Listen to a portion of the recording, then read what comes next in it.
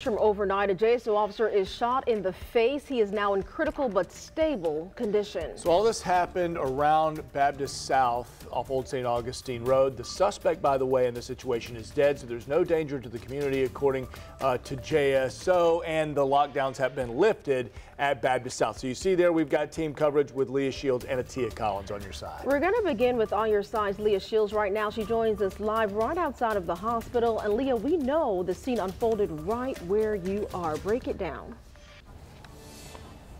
Yes, so the whole entire incident happening in the parking lot of Baptist South. There's still crime scene tape up, still patrol officers in the parking lot right here, though we have seen people come into the hospital this morning, so it appears that the lockdown should be lifted at this point. We heard that from Sheriff Waters last night, that they had been winding down those procedures at the hospital. So all of this starting around 9:30 last night when an officer who works here at the hospital, stationed here, saw a car circling the area suspiciously.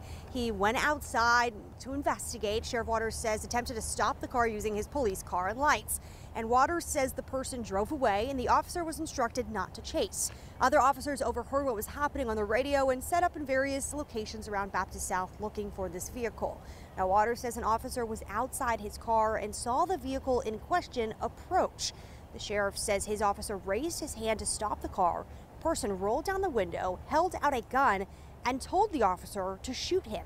The officer did not, and the person drove up and fired one shot into the police car. Police did not return fire. Other officers got involved to follow this vehicle, attempt to stop him again. Waters says the vehicle then rammed two patrol cars and crashed. Officers blocking him, giving him verbal commands to get out of the car. Sheriff Waters says the person did not get out of the car. An officer then approached the back passenger side door to open it. When police said the man fired a shot through that window, hitting the officer in his face. That bullet traveling to his chest, putting that officer in critical condition, but we are told that officer is stable at this time. Sheriff Waters emphasizing that with everything happening around the country, he thought his officers did exactly what they should to make sure that that person never got in the hospital. He says, quote, "Who knows what could have happened." We have Atia Collins live where the hospital is, where the officer is currently covering right now. Atia?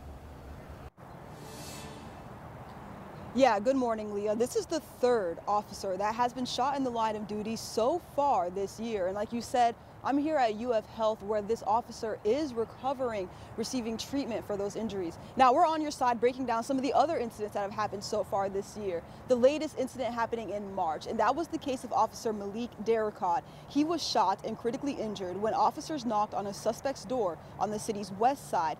First Coast News did an interview with his wife, and we learned Darricot was recovering slowly, gaining mobility, but his progress is described as slow going. Then in January, an officer was shot while responding to a burglary on Jacksonville's north side. That police officer was grazed by a bullet on his face, the sheriff saying then the officer was expected to be okay.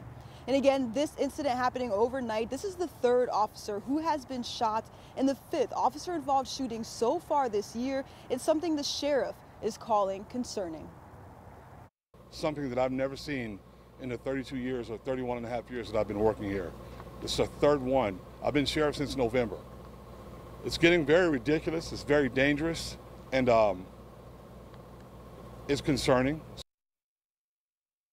The sheriff saying during that press conference that he believes this officer did everything right in order to protect the community. We'll of course be bringing you updates throughout the day as they come, and I will say I have seen some patrol units here at UF Health where this officer is recovering. Reporting in Jacksonville, Atia Collins, First Coast News, on your side. Thanks for that, Atia. As you saw there, we have crews on